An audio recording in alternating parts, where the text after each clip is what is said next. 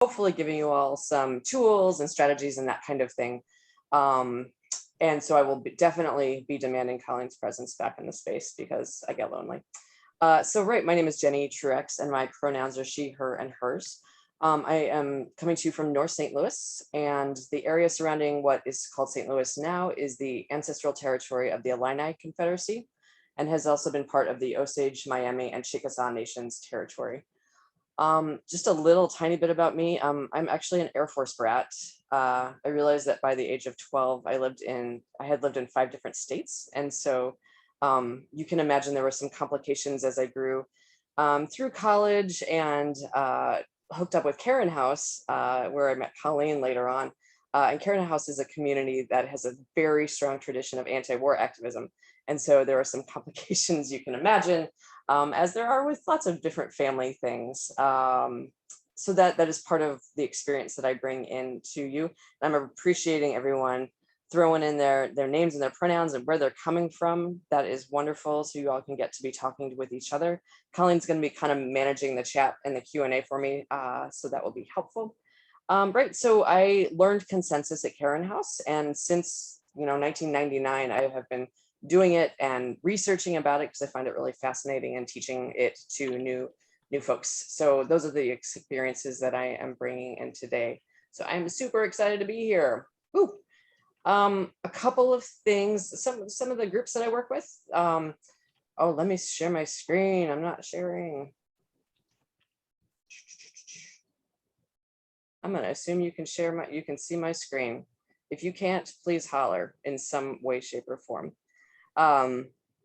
Right, so one thing that you should know is that you are going to get access in a minute to all of this slide presentation and a 10-page resource that I created about this. So you don't have to be too worried about taking notes or that kind of thing. So hopefully that's helpful. So there's some links here. These are some of my teachers in this work on consensus. Caron House, which I've already mentioned. We have a group in St. Louis called the St. Louis Anti-Racism Organizing Collective, and we use consensus. I also work with 2 anti-oppression groups that do workshops and DEI work on different topics, especially white supremacy.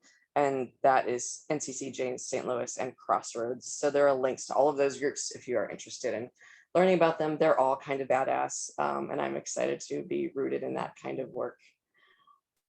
So let's talk. Well, first I'm going to put the link into the chat of the slideshow itself. So I'm going to mostly be keeping, I'm going to be sharing screen, but if you want to follow along on your own, in your own browser with the slideshow, you are welcome to do that. And so that is that link. And let us know if you have any trouble with that. Cool.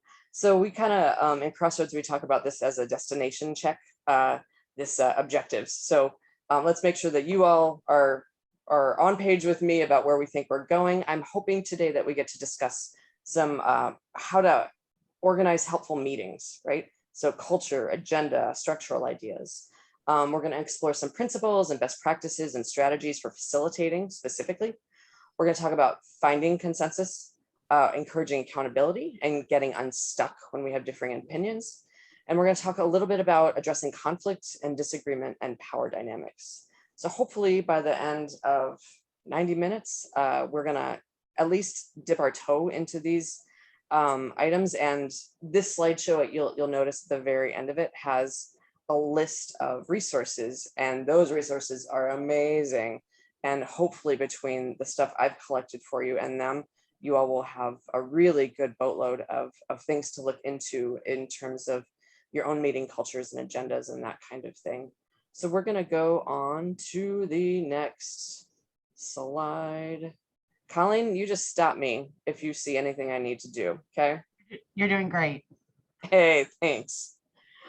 Just some logistics as we get started. Colleen, do you want to talk about sort of the webinar format and how we're encouraging folks to participate? Yeah, so we're encouraging everyone to talk and chat as much as you all want to, or sharing your own reflections. If you have a question specifically for Jenny, please put it in the Q&A. I will be monitoring the chat, but again, if it's something that you want Jenny specifically to answer, please use the Q&A, which is a button on the bottom down there. Or if you can't see it, if you scroll your mouse, the black bar will come up at the top or come up at the bottom, and then you can click the Q&A button and submit a question. And again, feel free to use the chat as you all continue doing so. Or Thanks. as you all have been doing already. Keep up the good work on the chat. That's what I'm doing. Great. So I'll be sharing the screen, like I said. You've got the link to the slideshow itself. I do want to highlight this massive resource bucket that I geeked out on, y'all. It was out of control, really. So please use that in the future. There's a blank agenda. There's a deep dive into different tools and structures. So I wanted to highlight that resource, especially to make sure that you checked it out. So this, this format is going to be, it's webinar, right? So I'm presenting ideas, and I'm hoping that you can take them and improve on them and then bring them back, and we'll talk more next year about what you all came up with. We're going to hopefully take a stretch break midway so that I can drink some water, and we're going to remind ourselves to take care of our bodies and that kind of thing. And mostly you should know that these strategies are most directly applicable to groups for under about 30 folks. There's information in my resource list about groups that are larger than that, which have just some additional layers and considerations and structures that you can think about. But since many groups function with around that number or less, I kind of decided to focus on that sized group. So that's what we'll be talking about today. And also the knowledge that, lots of groups make decisions differently. I'm presenting one way of doing things that has like lots of cool ideas in it. And I want to encourage folks to take what's helpful and back to their spaces and then leave the rest. I'm not at all promoting that you have to take every single idea that's in here and make it canon in your spaces. So those are some logistical things I wanted to address. Great.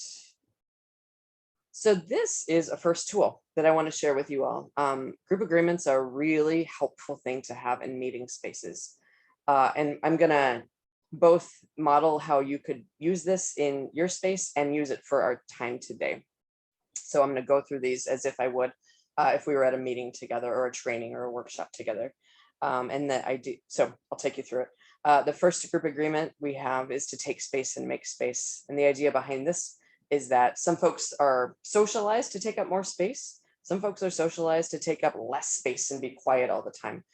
This is also about introverts who need a little minute to process things and then they share, and extroverts who need to speak out loud to get through their thoughts. So we want to always be mindful of that balance. We want to be including lots of voices.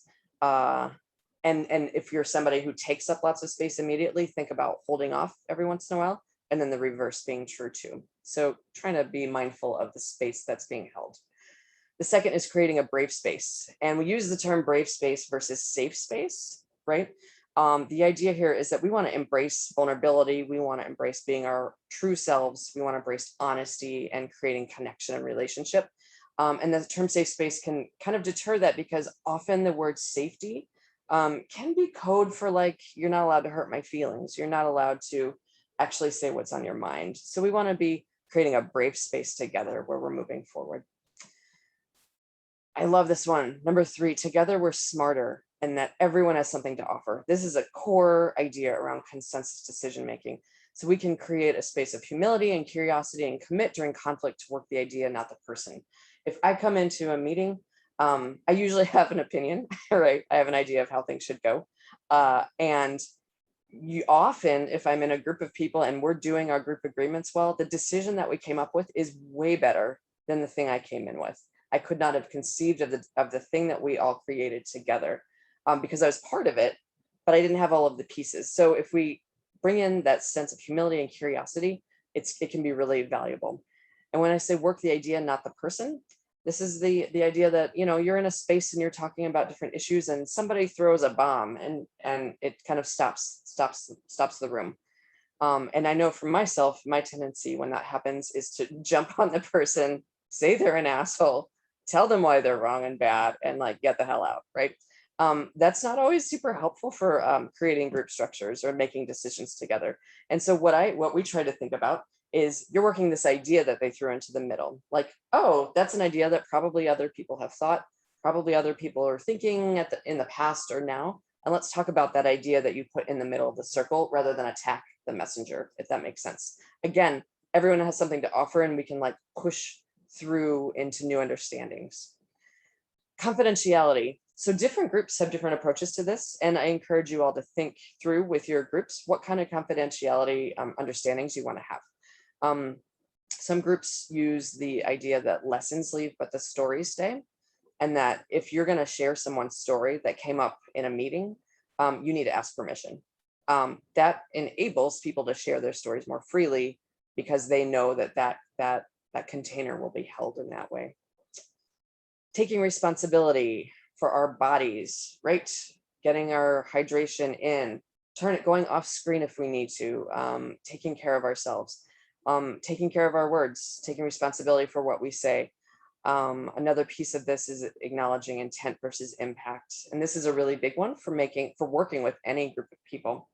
When we talk about intent versus impact, the idea here is if I'm driving down the street and I run you over,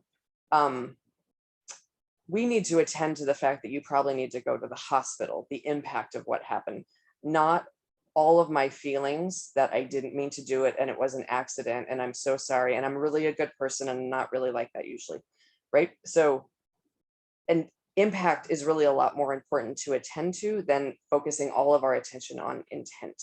And you can Google this. There's lots of great stuff about intent versus impact that really does help meetings go better if we acknowledge that we really want to attend to impact and hurt that happens and not overly focus on intent. And speaking from the I, so the idea behind this one is that we want to not be speaking for every group that's out there. When we make generalizations like, well, you know, all white women are like this and do this. And as a white woman, I speak for all white women and we all do this. You can feel that that's not like super helpful, right? So a more vulnerable and honest and probably helpful thing to say is like, as a white woman, I was taught to do this and this and this, and here's how I operate in the world. That's something that you can kind of grab onto and engage versus sort of the generalizations. And then last, another example is a full participation. Again, in this model of decision-making, consensus decision-making, we are all responsible for this group and moving forward and doing good work in the world.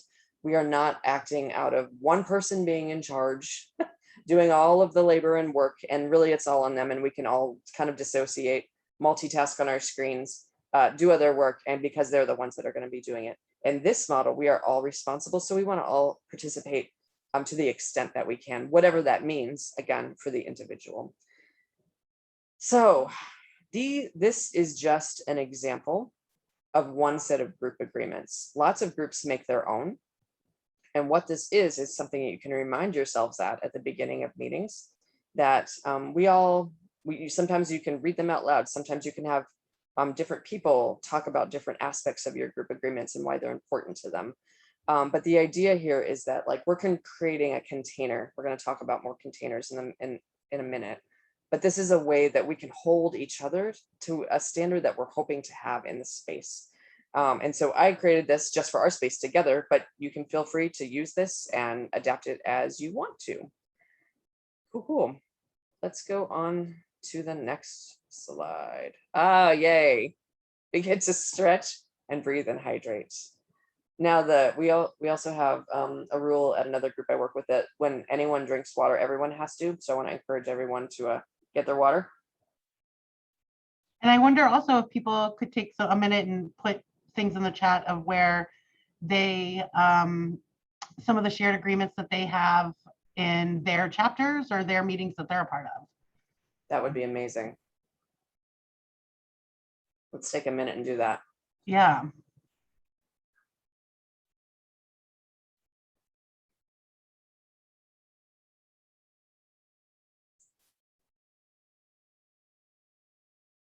Everyone's probably busy drinking water. Everyone's drinking their water. I would like somebody to bring me some sparkling water. Oh, Cynthia says no personal attacks. Yeah, no personal attacks, kind of related to the, affirming and the inherent dignity of people sometimes.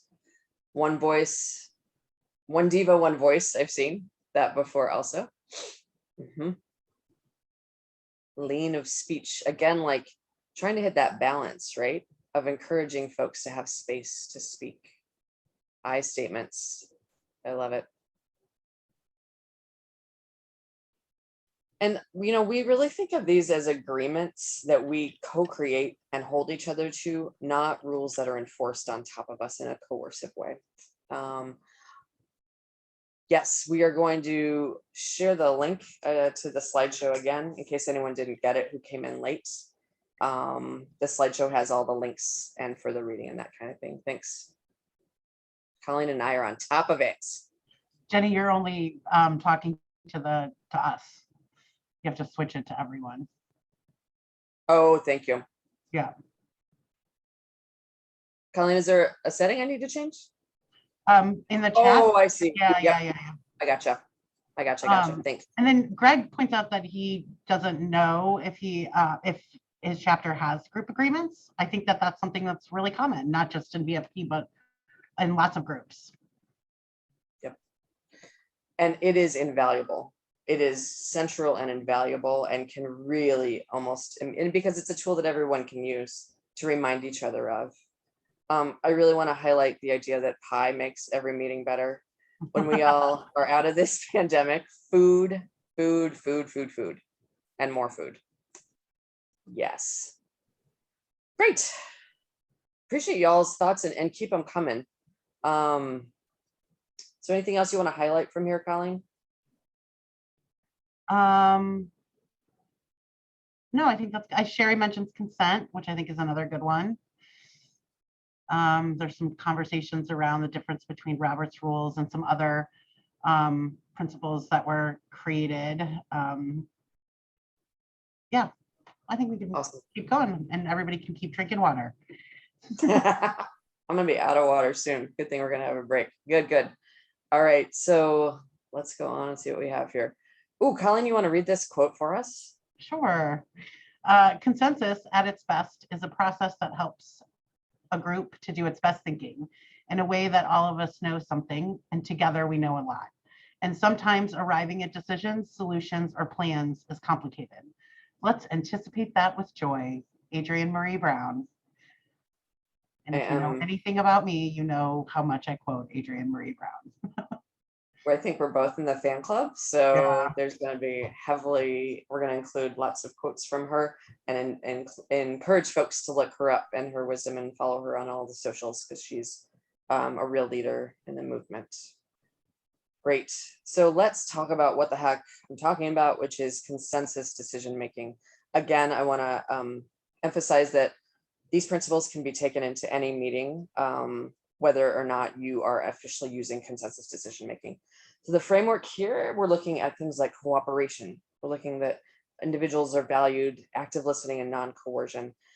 And so when you are a group that is consensus based, you're seeking solutions that everyone can live with, and taking in everyone's imagination and their opinions and their experiences and that kind of thing. In the process, everyone is included and it's sort of cooperative. We're trying to solve problems together. And a decision requires buy-in from everyone. And so you can feel the difference that you need to actively listen and you need to participate a little differently and more fully than you would if we were just voting or if somebody was just, spitting out decisions at you. And there's a whole range of agreement. So we can like, an enthusiastic agreement can be like, hell yeah, I have to do this. I want to do it. I'm leading the team. We're going to do it. To, I really think this is not a great idea. I don't prefer this, but I'm not going to stop the group from doing it. And you all can give it a try. All of that is within the realm of agreement with consensus. Now, if somebody really has a moral issue with the decision that's going forward, they can block it and say, I don't feel like I can let the group go forward on this because this is a moral issue that really has to do with the values of this organization. And we need to stop and think more about this as a group. And then the group starts over and continues with that. But you can feel that this idea of buy-in is really key to the group. You can also feel that this takes a little more time than a simple vote, right? Because we're all contributing. I'm gonna go to the next slide. So what consensus is not?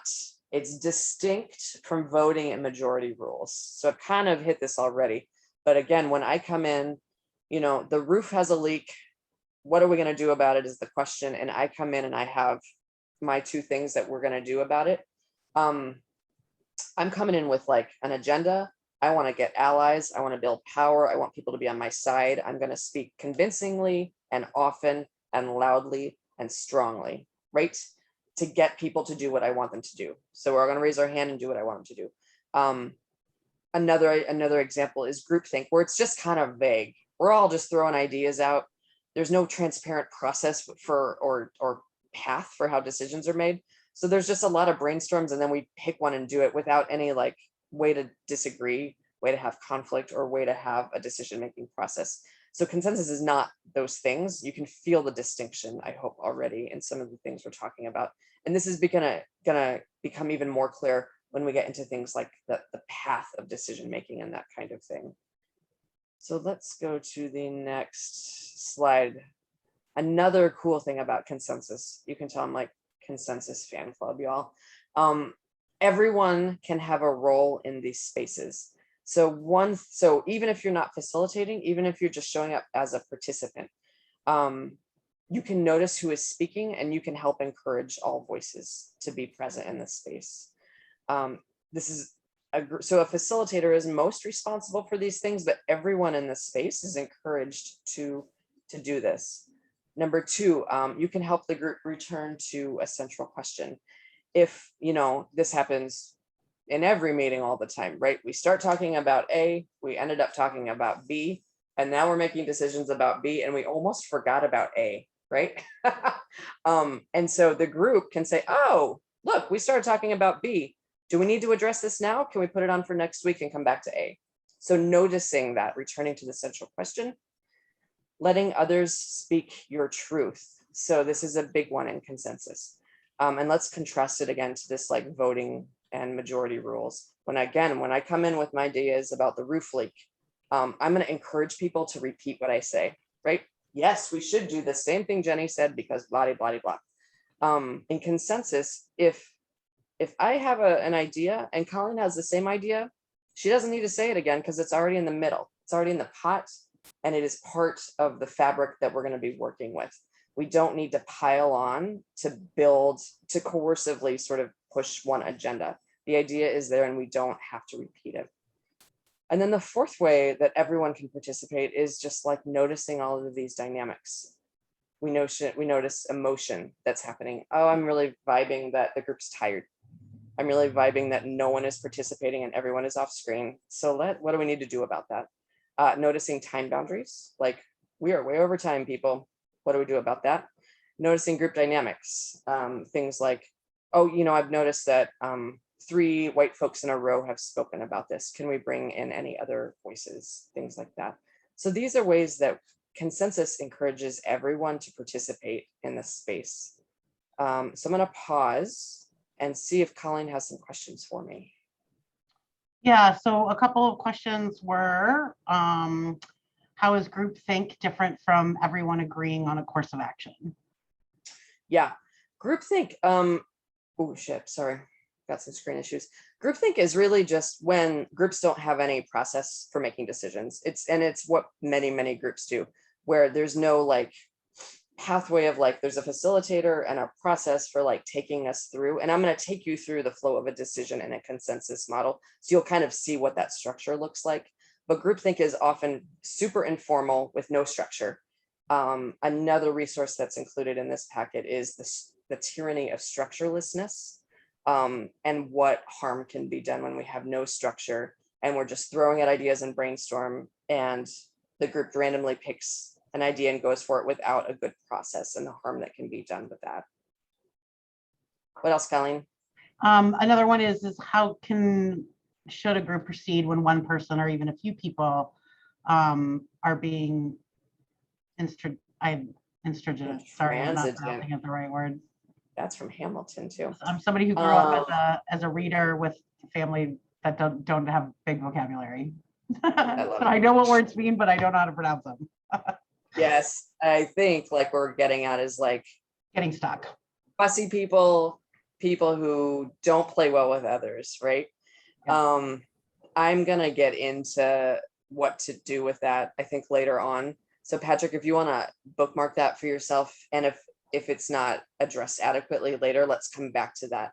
Because I'm going to introduce some ways of like getting unstuck and that kind of thing, and I think that will hit some of those things. Others I think that on was what we've got so far? yeah, that was most of the questions. I think it's also important to bring up about how a lot of this is rooted in trust too. And the way the more that we are consistently adhering to these principles, the more trust builds, because people will consistently feel heard.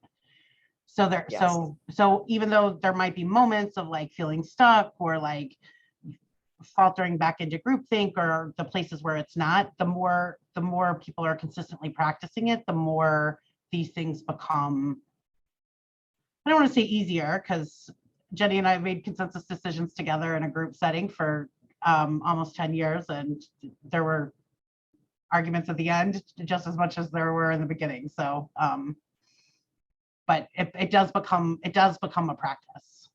Mm-hmm. And the more groups do it, they can develop sort of shorthand and get used to some of the practices so that it feels less clunky. New systems and structures always feel clunky at the beginning, right? So yeah. I'm seeing a comment about interrupting other folks. That's a big one. That's a really big one.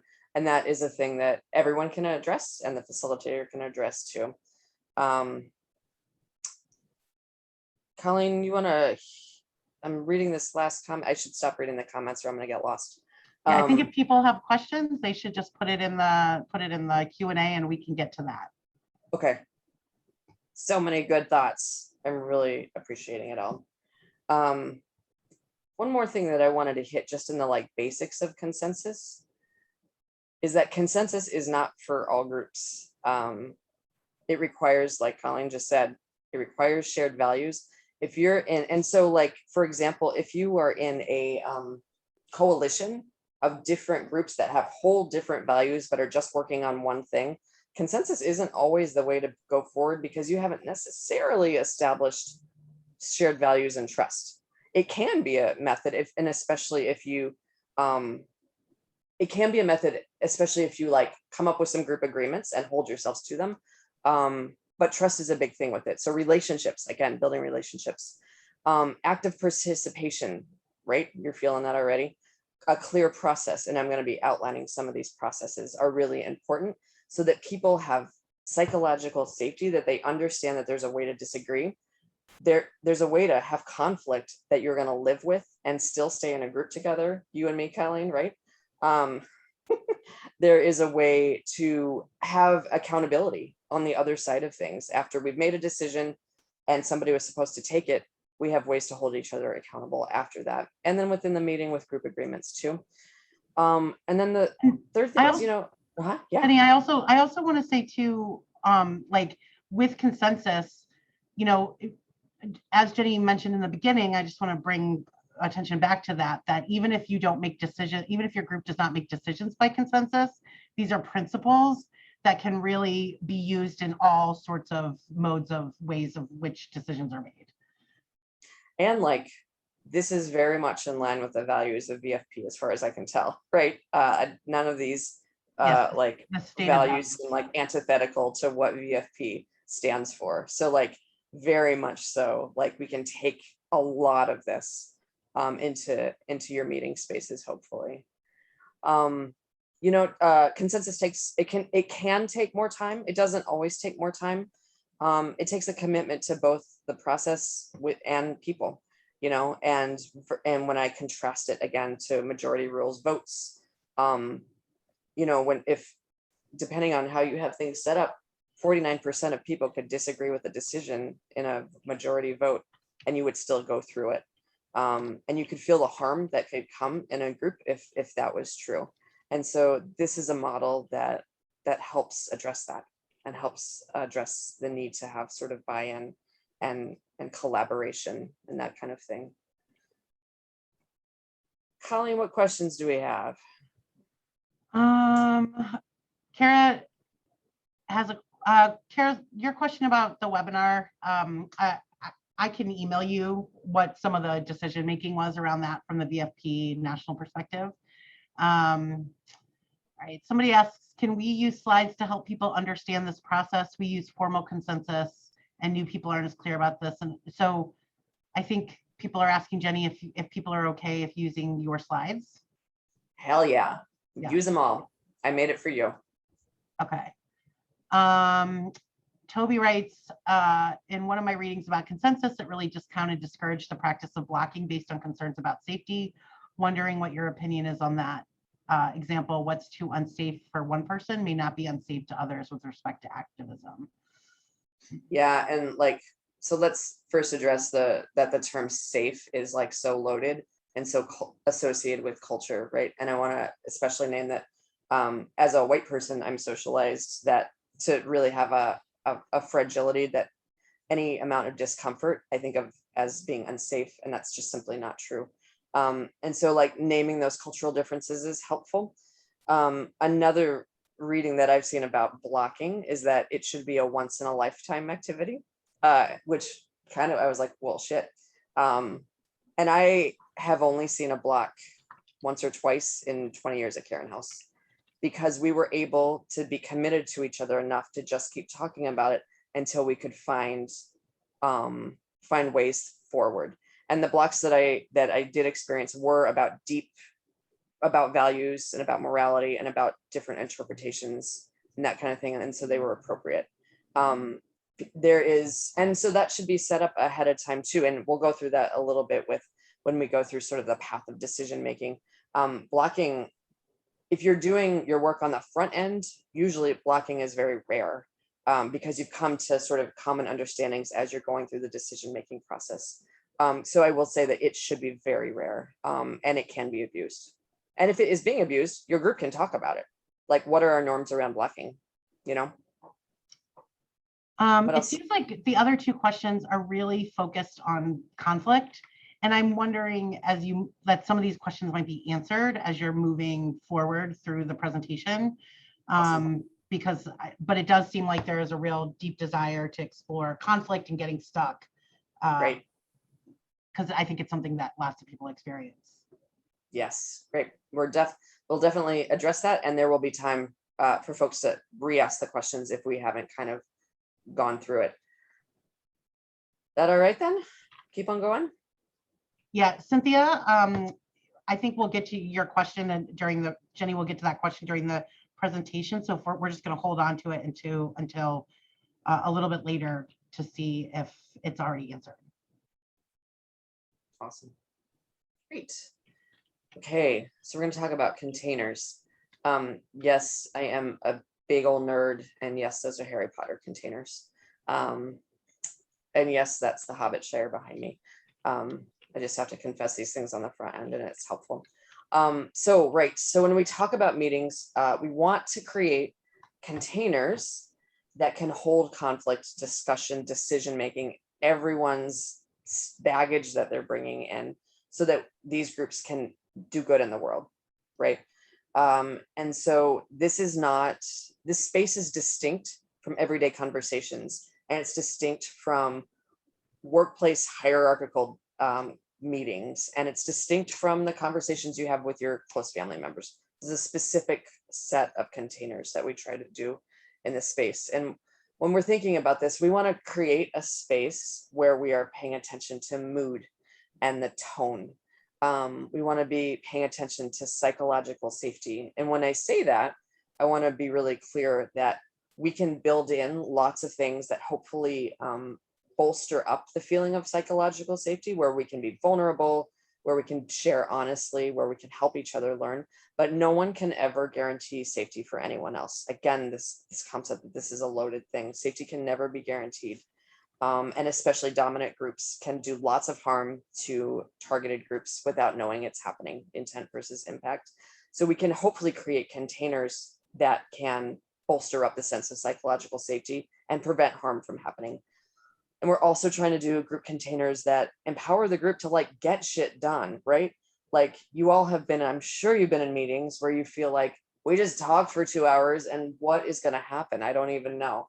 Like that's really can feel really defeatist, and we lose people from our movements when we don't have the sense of like being grounded in values and acting to change things. So those are the things that we're looking for when you're thinking about creating different containers and groups. So I'm going to share some ideas on containers that I have seen. And I'm going to invite after that you all to share some ideas of what you've seen. Oh, Colleen, read my quote again. Oh, liberated relationships are one of the ways we actually create abundant justice. They understand that there is enough attention, care, resource, and connection for all of us to access belonging, to be in our dignity, and to be safe in community. Thank you. So a lot of us having powerful groups is about building relationships. And y'all are organizers and you know that already.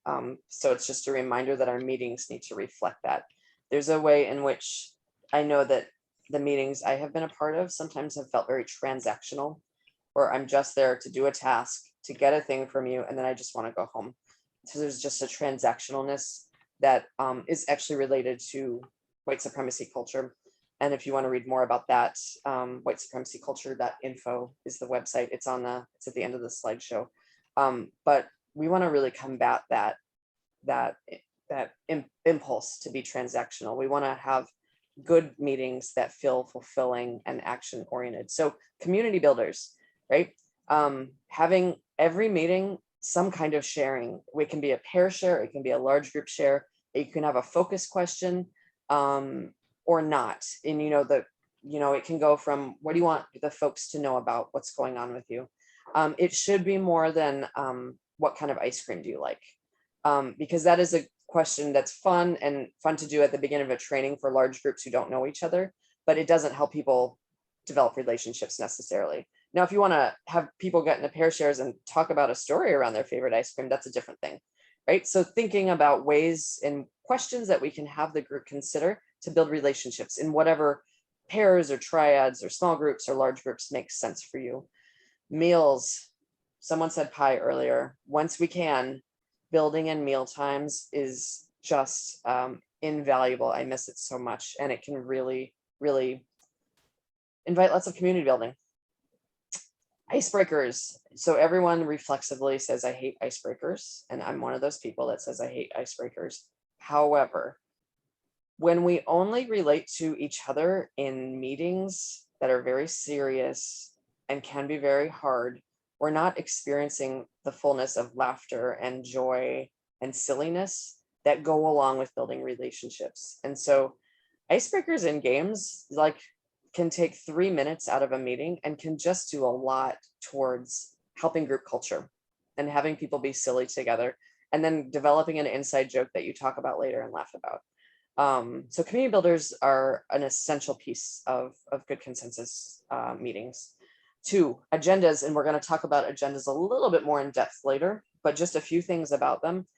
They should be available for folks ahead of time. And when I say ahead of time, I don't mean 5 minutes ahead of time. Introverts especially need time, and I'm one of them, so I have my feelings about this. We need time to look at it, think about what we think about things, have some processing time so that we can then engage in the subject.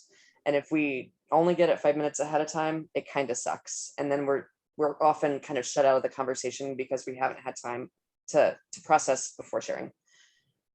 Transparent process for agenda creation. So agenda creation can happen in many different ways. You can have 3 facilitators who rotate, who always make the agendas. You can have one person who's responsible to make the agenda, the other person facilitates.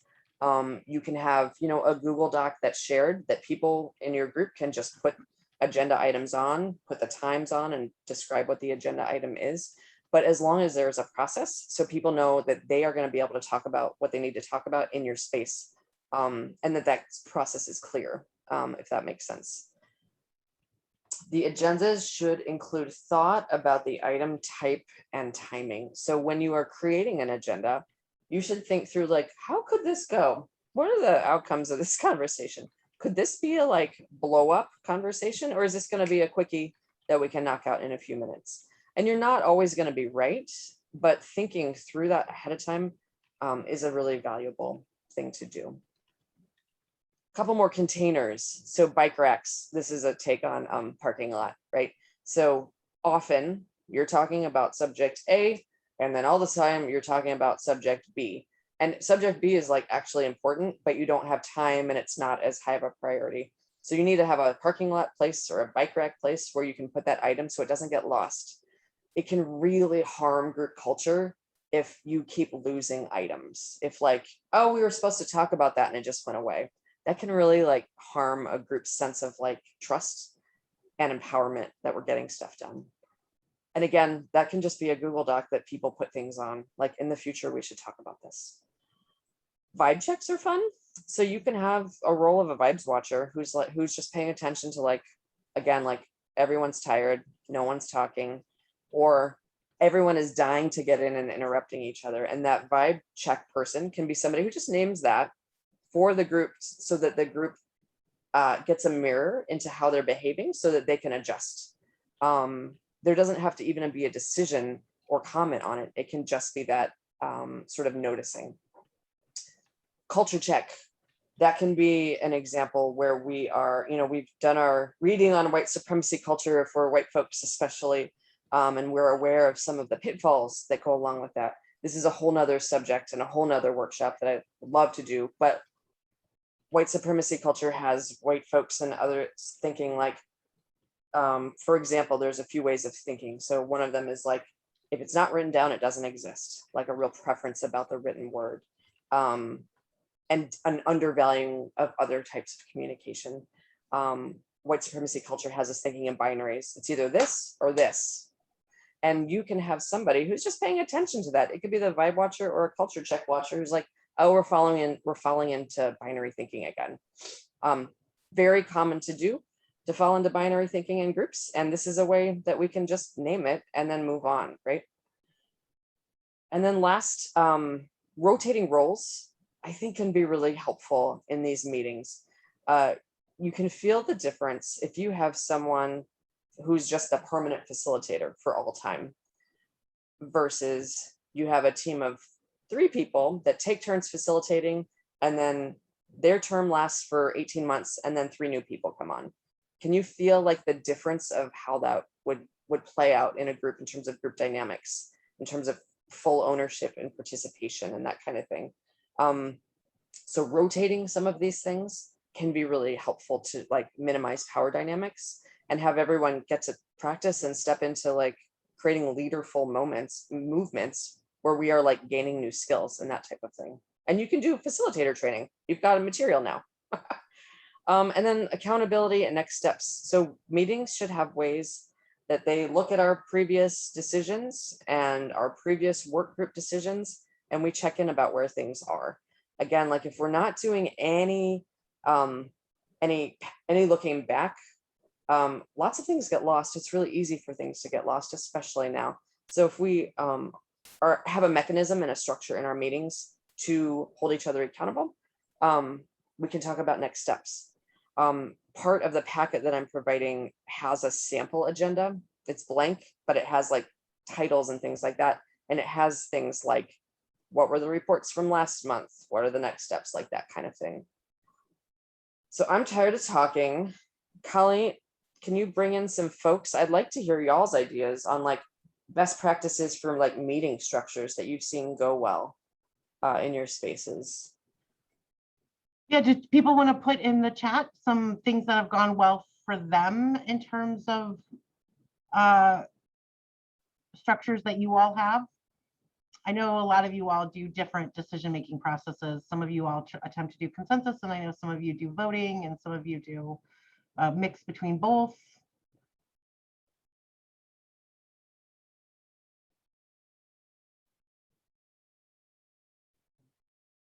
I'll just give it a second to let people type.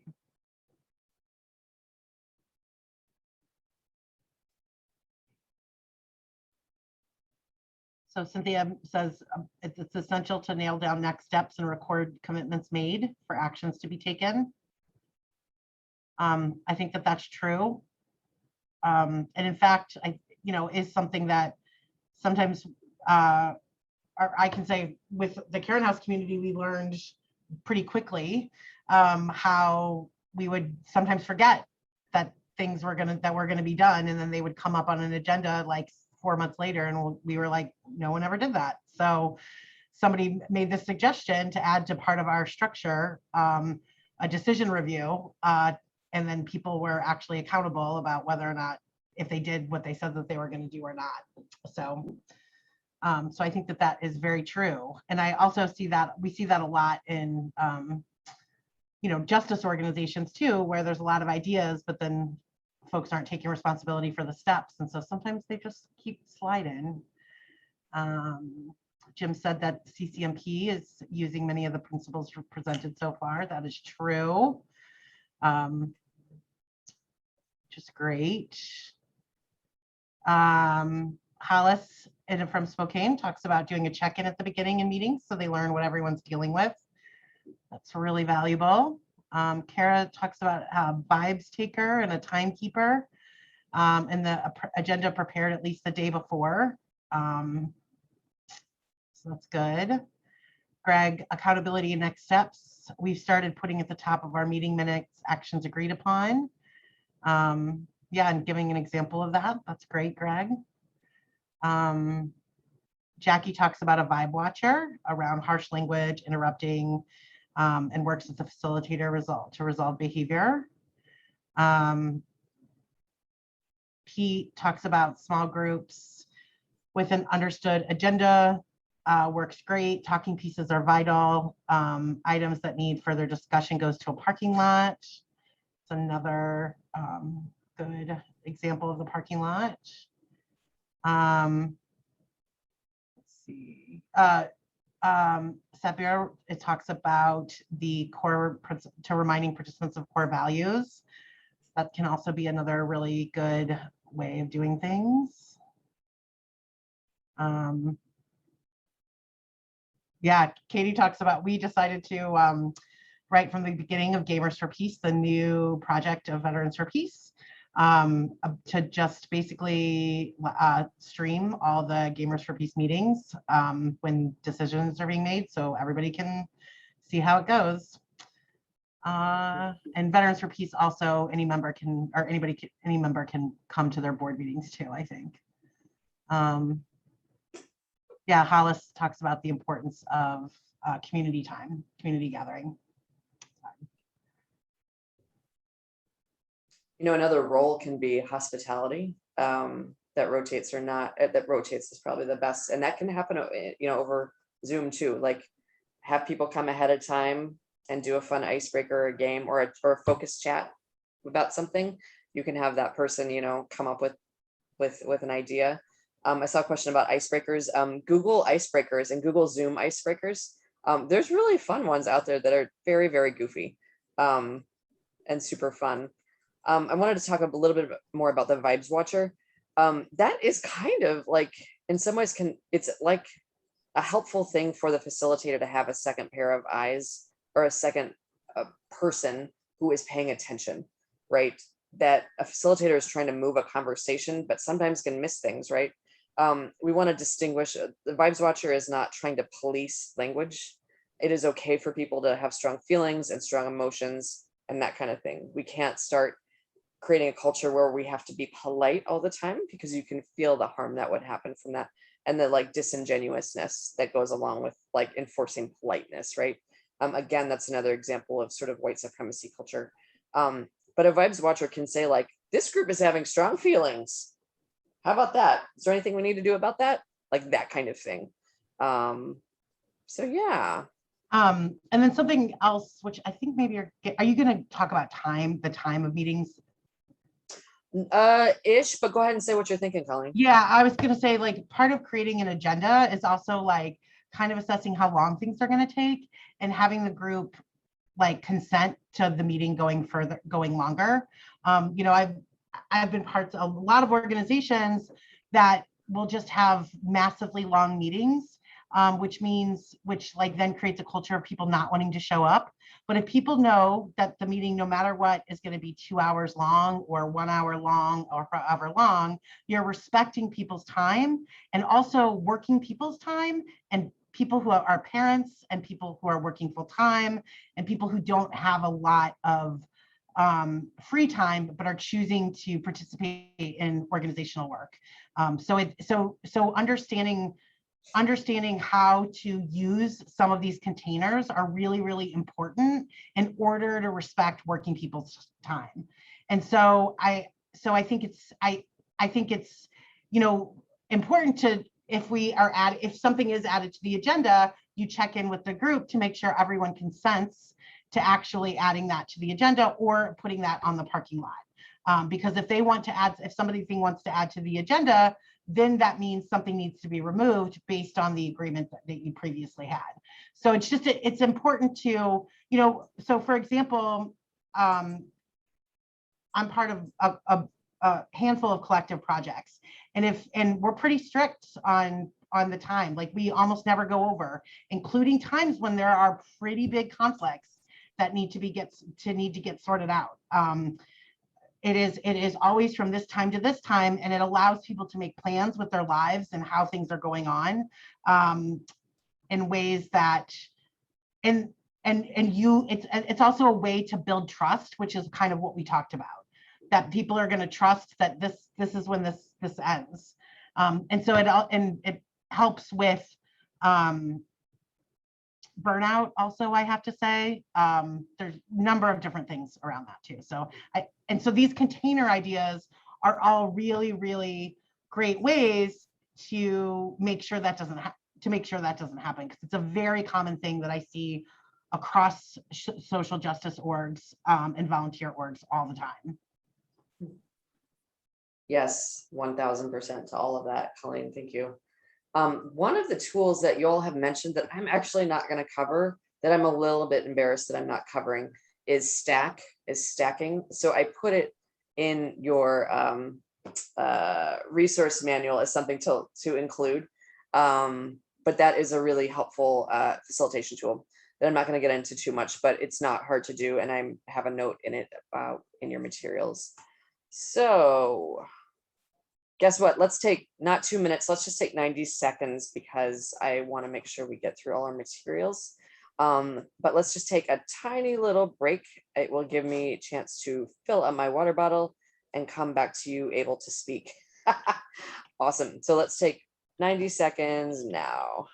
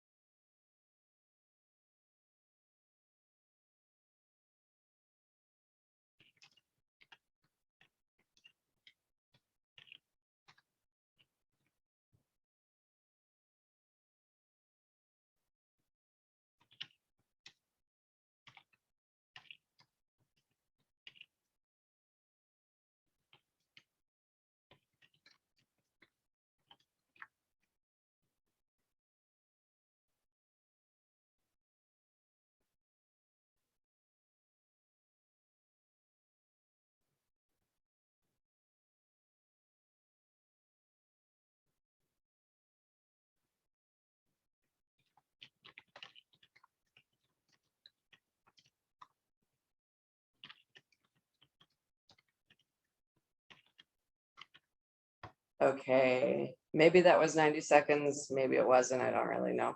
But I have water, and that's what's important over here. Colleen, is there anything else we need to hit on before we move to the next section? No. Cool, great. Let's talk about. It seems like there's a lot of questions about how to save the chat. You all can't save the chat. I can save the chat. And if people are interested in me saving the chat, I will do that. It will not be posted publicly anywhere. But if there's something specifically that you all want from the chat, I can send it to you for the future. Awesome. Great. And then Donald also was bringing up how they, as part of a community building thing, that they've made sure to add greeters for new participants, which is, I think, a very good idea, because it can be really nerve-wracking for new people to walk into a new meeting, and so it's good to have a plan on that. Yeah.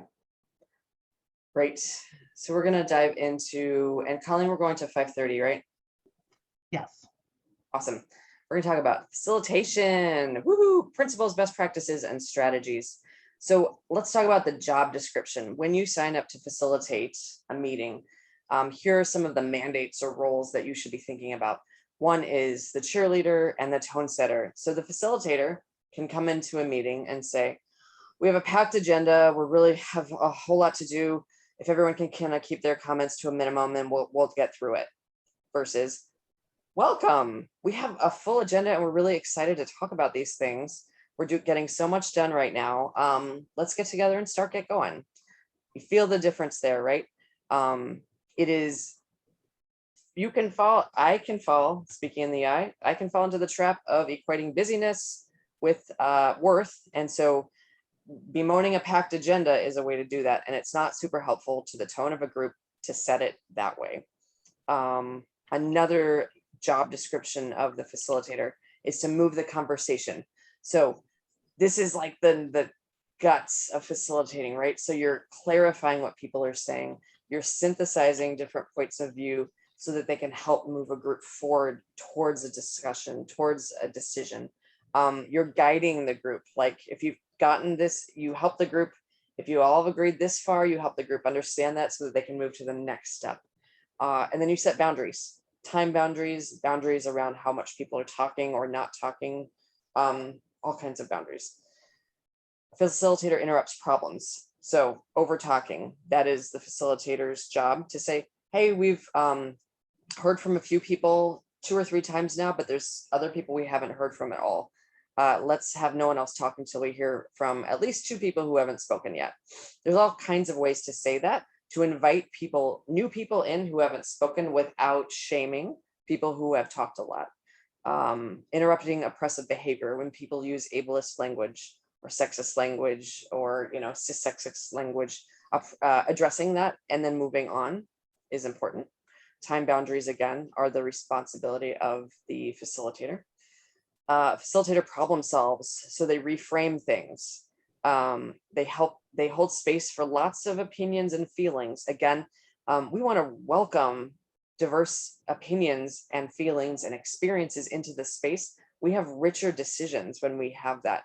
If everyone is the exact same as me, our decisions are going to be super boring and super like cerebral and not super helpful. They're going to be super Enneagram 9 with a 1 wing.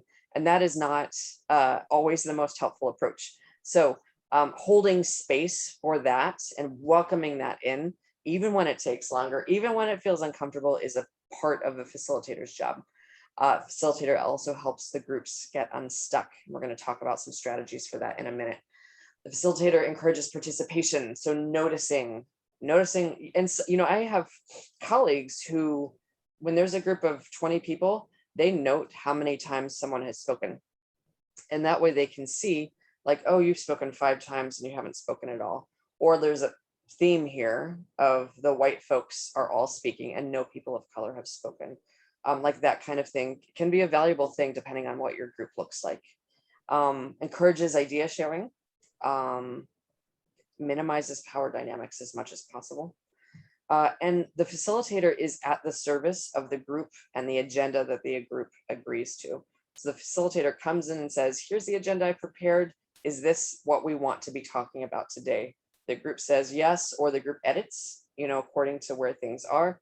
And then it is that facilitator's job to not bring in all their baggage and not bring all their opinions, not bring all of their feelings, because they are acting in service of the group. So this is a hard thing, y'all. So this is the personal work of being aware of your own hot buttons. So like I get super fussy when if microaggressions happen about LGBT issues. So if we are going to be talking about LGBT issues, I'm not going to volunteer to facilitate. I'll participate, but I'll ask somebody else to facilitate because my hot buttons could get pushed too easily for me to be able to help the group move forward to a decision. So when there is an item that you are really attached to, really have a strong opinion about, have someone else facilitate that so you can participate and get facilitated, right? But it is too much to ask of any human being to have a whole lot of stuff around an item and then to hopefully help be in a sort of neutral position to help a group move through it. Like that's too much, right? And that's also added to like participating in group, participating in the decision at all. I do want to say, like, sometimes there are issues that that you cannot listen to anyone else about this. Like, and just as an example for myself, like this happened to me. There was an issue within our house about one of the people we are offering hospitality to, and I felt so strongly about like I could have no clarity around this person because I was so close to her and continued to be very close to her when she eventually moved out, but and was her main caregiver. But I knew that I could not hear anybody else's opinion about this instance, and so it came to the point where not only could I not facilitate it, I actually couldn't even be present for the conversation. And I took myself out because I just knew I was getting too mad every single time I was in that setting at everyone else. Because this person was very challenging to live with for the majority of people in the house, but I loved her and she loved me. And so there was no clarity around that. So I couldn't put the needs of the group above what my personal needs were. And so I stepped out. So. And you can feel that like Colleen trusted the group enough to make a decision. Like she didn't stop the group from having a conversation and making a decision. It just made sense for her not to participate in that one conversation. She should come back and do all the others. So it didn't mean she had to leave the group or anything like that. It just made sense, right? So you can feel how like we need to like embrace and manage our emotions, right? And see how they make sense within a large group that's trying to make decisions. Let's go on to some strategies. And I might move a little more quickly here because I want to make sure to get to the conflict stuff that y'all were asking about. So I'm going to go through these a little quickly. So facilitating strategies, these are the techniques, some of the main techniques that you're using when you facilitate. So you're finding common ground and agreement. So like your group is talking, and you can't get there and you don't see where it's going. As a facilitator, you can say, at least we know we need to address this issue. We need to address it within the next month. It should look like this. Do we all agree to that? Yes. It seems like we're disagreeing about these types of things. True? Yes. And then you can move on from there. So you're sort of moving the goalpost of establishing where we're agreeing so you can get further in the conversation. Synthesize information. This is another sort of heart of facilitating, is like trying to pull out what people are valuing, what their emotions are, and getting at the heart of what they're saying. And so some of that is rephrasing things that people say and then checking for consent about whether that's true or not. So I want to see if I'm understanding you correctly. You think that we should fix the leak by doing this. Is that it? And then they can say yes, because blah, blah, blah, blah, blah. So synthesizing takes practice. That I'm named here, that I sourced this from Aorta, and that source is in the packet. And it has more examples of phrasings that you can use in terms of synthesizing. Reframing. So sometimes we are stuck and we're circular, we're going around and round. And sometimes it's helpful to reframe the problem as the solution. Like, yeah, the roof's messed up. We have people in this space here who can do a temporary fix until we make a decision about how to raise the money for it. There's ways that we can reframe things that feel dire into like opportunities and that kind of thing that just help the group get a little context into like, right, this isn't the end of the world. There are other things happening, and we can think about this in possibly a different way with a different reframe. And then naming group dynamics again. So we have the vibes watcher who can do this. We have the facilitator who can do this. And that's just noticing themes and themes of conversation and emotion that are happening in the conversation. And it doesn't have to have, you can say, I'm noticing this, are others noticing this? That's all it has to be. It doesn't have to be a value judgment about why it's happening. You don't have to make a decision or an interpretation for people. You can just say, I noticed this. Did other folks notice this?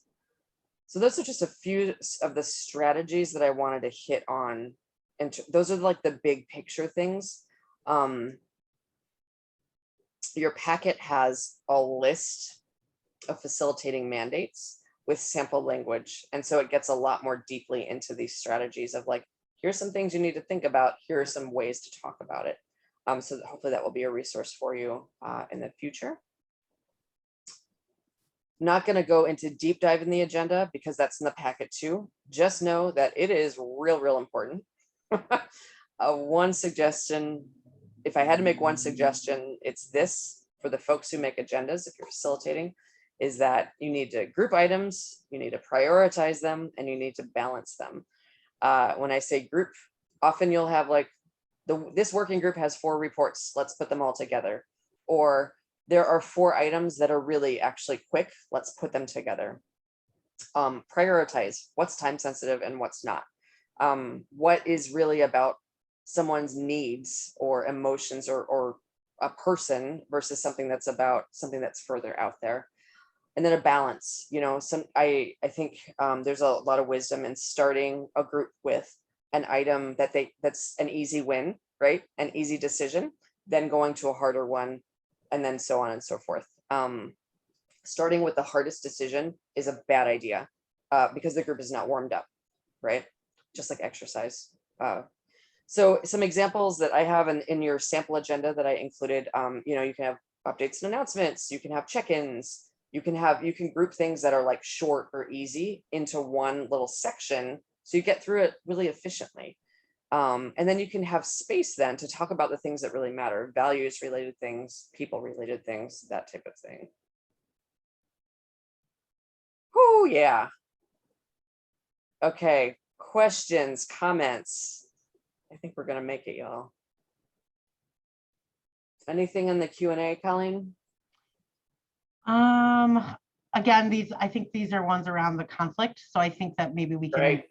yeah, Go to we can conflict. move this. Sapper talks a little bit about neutral facilitation. I'm trying to understand what.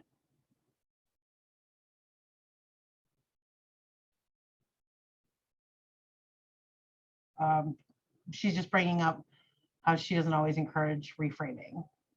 So Yeah, it's reframing can be dangerous because if you're paraphrasing what other people think and you're wrong, that can feel shitty.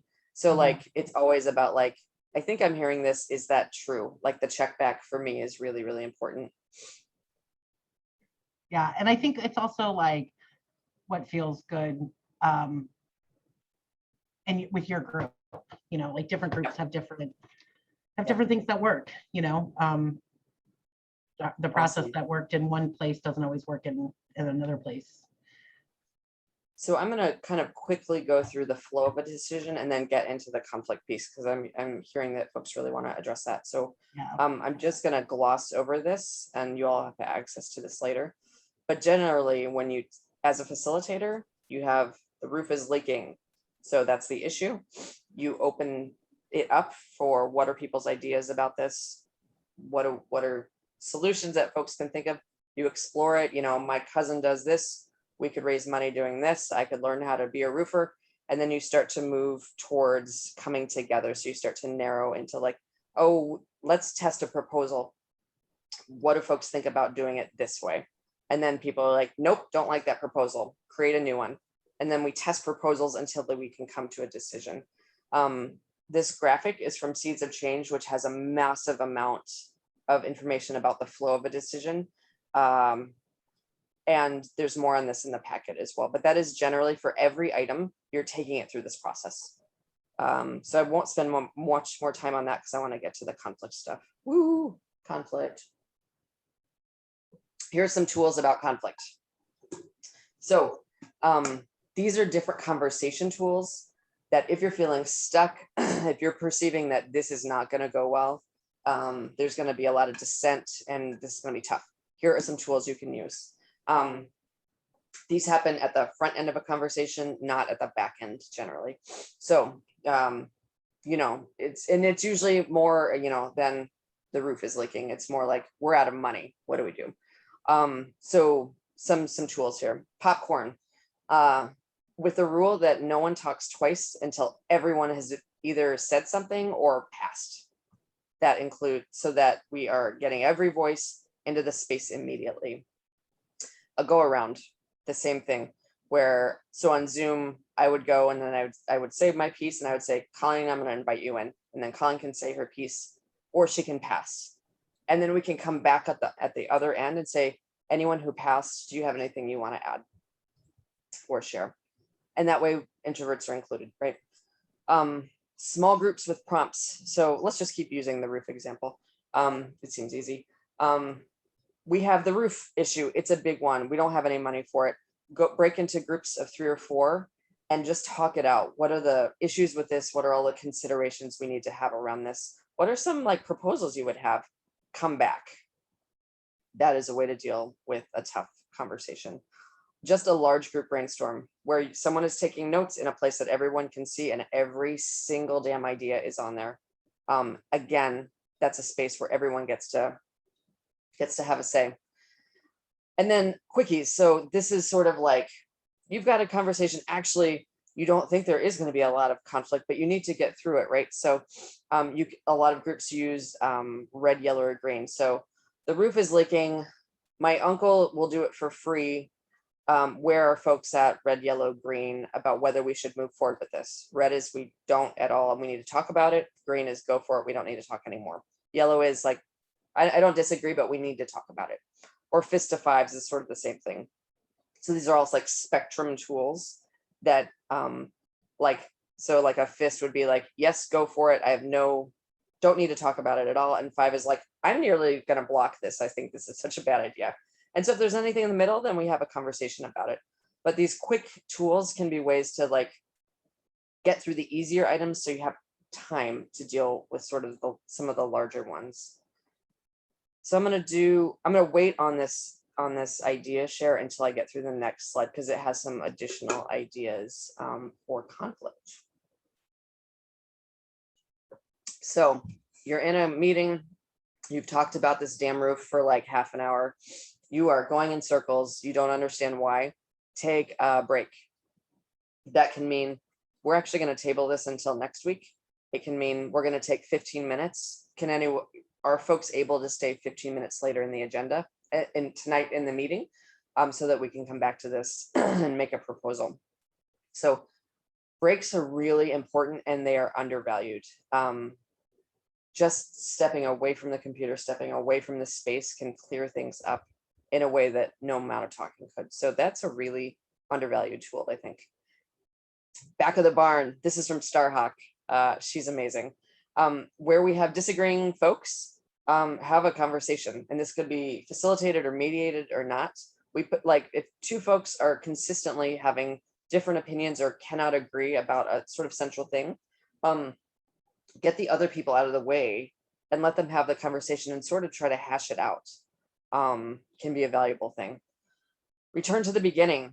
So like in that flow of the consensus decision, sometimes we get lost towards the end because we have all these proposals and we can't really distinguish between them. And, you know, it's just kind of all over the place. So sort of going backtracking a little bit about like, so this was the issue. You know, we really value, you know, supporting organized labor. So we really want to hire a union person to fix. Is that, you know, like going back and then starting the exploring from there can be a helpful tool to sort of reset when you get lost towards the end. Sorry, y'all. Special session. This can look like a lot of different things. This can be like, we've been talking about the roof for half an hour. This is ridiculous. You 3, can you go away either at this meeting or next week in between meetings? Can you really talk about this? Put a lot of thought into it and bring us a proposal. and talk us through your proposal. Again, that gives a smaller group time to address underlying issues. There's just there's a mechanism by which this works really well. 3 people are going to go take this and work on it more strongly and then bring it back. Or again, like disagreeing people, bring disagreeing people together outside of this to kind of hash it out. There's some like group dynamic that has when 2 people are disagreeing in a group that creates like some measure of drama that isn't always like helpful.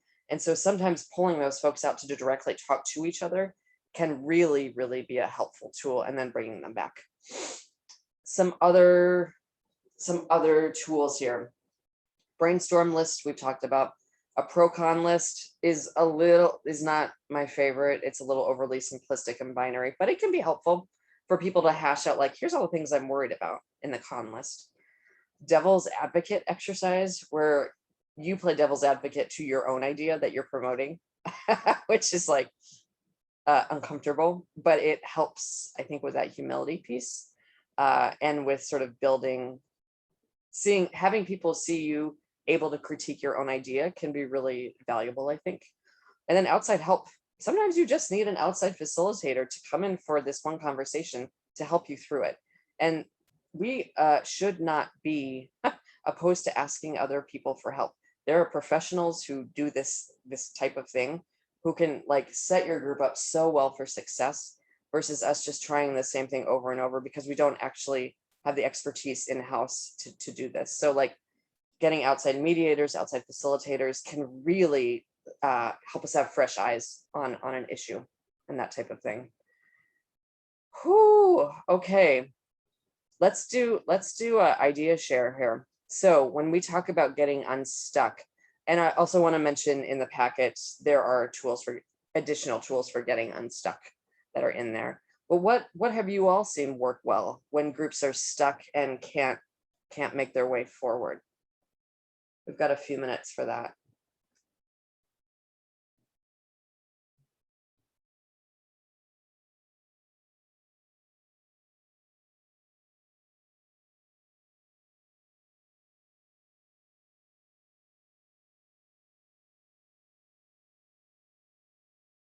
Oh, I want to the brainstorming, and when the facilitator doesn't write all the ideas down, you can feel the way we just try so desperately to control things, right? Ugh, ouch, ouch, ouch. Yep. Sing a song, love it. Humor is great. Seeing facilitated conversations with people who are in conflict. And again, like, we want to value people over process. Forcing a group into consensus when people don't feel good about it, don't feel heard, is not actually consensus, right? Taking the time for people to feel heard and to find agreement is what this is all about. So like, I think that's a really important thing to just add in here. Yeah, Jim brings up the facilitator should not be taking notes. I think that's always a good. Yeah, I have do multiple things. Fallen to doing that, y'all, and it's a mistake to try to both track all of this stuff and to report it.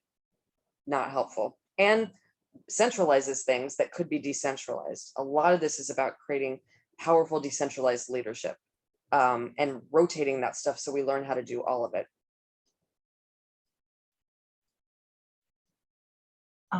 One of the questions in the chat, in the Q&A, which I think is good, is if you have a critical task to accomplish, how do you avoid being transactional in your meeting? Yeah, you know, at Caron House, over the years, every once in a while, we had a really big community. And so we would have an extra meeting that was just pressing items. And that meeting did not have the meal, and it did not have the sharing. It was an extra meeting that was just items. I think we would do maybe a quick, check-in sharing. So as long as you're getting those things met in other ways, and that you're not starting to define every single thing as critical, right? You can feel how, no, but everything is more important than sharing together or sharing a meal together. Then you can get into trouble. But having the group decide and agree, like, we need to have a separate meeting. This is critical and it's time sensitive and it's priority. We're gonna spend 2 hours talking about this at a separate time. And does a group agree to that? Yeah, and I think it's important to, something that you may view as critical may not be critical to the entire group. So I think that's also an important distinction. Hmm.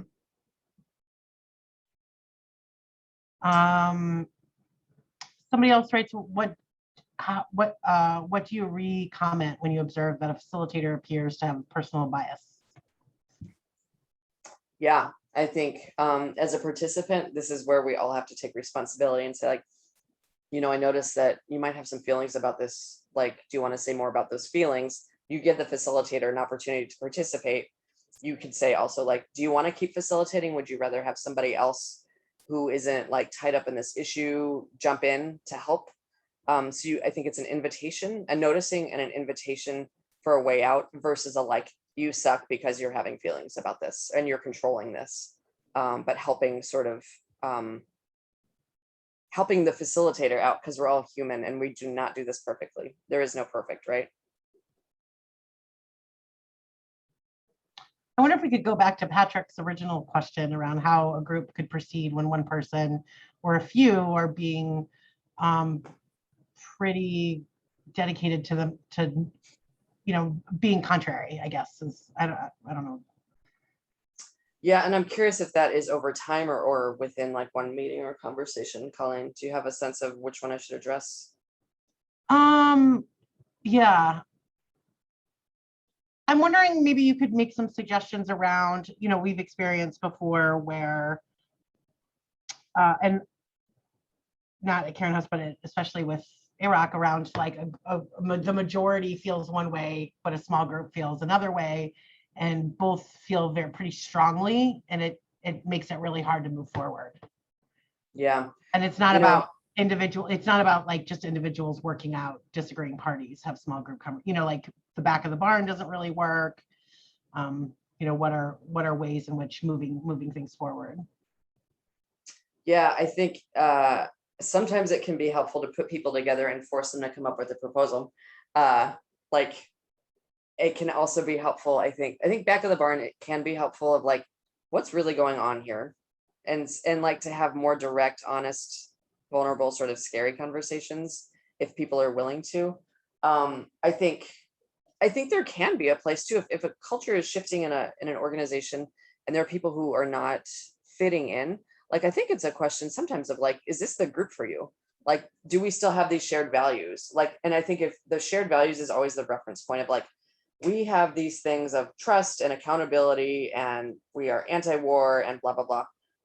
Are we still here together? And like, where is like locating where the divergence is, I think can be a helpful thing. And that almost always needs an outside person to kind of help people with that because they're so deeply into their positions. I would say there's no perfect textbook answer that fixes everything, right? Yeah. Somebody Jackie writes, is this the right group for you? Is an aggressive thing to say. I don't know if it's aggressive as much as it's assertive. I think, I have been part of communities that, where we've actually had to ask that, we've not in a group setting, but we did one-on-one ask people if this is really where they wanted to be. Because sometimes people just don't really realize the energy they're bringing into the space, and that maybe all of the people around them, I mean, these are pretty like extreme cases, I would say, but there's certainly, and I think a lot of that's about trust. We've dealt with lots of things in our community and in our communities around addiction, and sometimes we've asked people to, do some like personal attention to addiction before rejoining us. So I think also, like, trust and being principled with one another is really important around that. But I Yeah, and also I'll wanted, just oh, add, go ahead, Jenny. like, part of the question for me is like, is this the right space for me? Am I pushing an agenda that actually isn't in line with this group's values? Have I changed out of it? And I want to like also say like these are pretty extreme and unusual cases that we're talking about. There's smaller things of like you're bringing a lot of negative energy, like you're naysaying every proposal, like, and you can do that noticing in this space, and addressing things like that head on is a part of like combating liberalism, right? It's being direct, it's being honest, it's being like, and so then we can talk about it, like, I am feeling like you don't want to do anything and I don't know what to do about that. Like being a little more direct in spaces is a valuable thing. So I'm not promoting that we're like excluding people or being aggressive. I'm promoting that we're being like honest, assertive, and kind and loving, and a little more direct with each other. And sometimes it helps to do that in a one-on-one setting versus in a group setting. Yeah. Jenny, is that in that, is that combating liberalism updated PDF in there? I doubt it. Okay, yeah. I doubt it's updated. That might be something that we could offer in the future. Yeah. If you, yeah, we can find that. Um, Let's wrap this up because I see folks need to go and we're at our time boundary and don't want to do a consensus workshop and then violate time boundaries. If you're still here and you have 2 minutes, how about this? Please share what new learning strategy or insight you're taking away from our time together. And this is fun to do as like a bumper sticker. So a few words or a phrase that you want to add into the chat that gets that message across. So an insight or a strategy or a new learning that you're taking away. And in a short phrase that would fit onto a bumper sticker. It's a fun closing activity that you can also take with you into your spaces. That's great, Erin.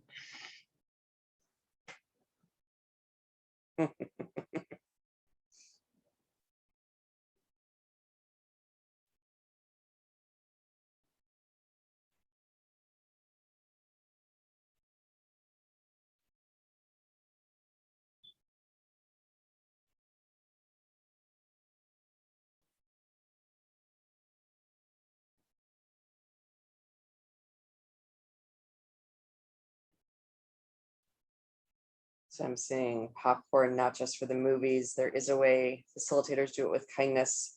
Consensus requires active listening and empathy. We can work it out. Everyone has something valuable to offer. Make meetings work. Everyone likes Toby's.